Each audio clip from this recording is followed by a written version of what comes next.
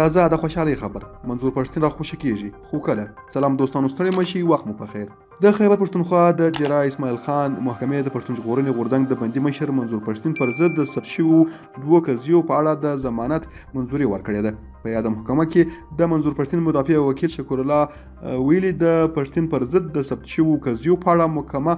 په سپیناوي ورکولو کې پاتې راغلې ده او پر هغه لګول شوي تورونه بې اساس ثابت شوي دي هغه زیاته کړې د پښتین پر ضد د ثبت شوي بل تور په اړه به د راتلونکي دوشنبې په ورځ پرېکړه کیږي او نوموړی به محکمې ته وړاندې کیږي خو هغه ډاډ ورکړی دی چې راتلونکي محکمه اسانه نه ده ځکه تر دې وړاندې هم د پی ټی ایم پر وړاندینو غړو ورته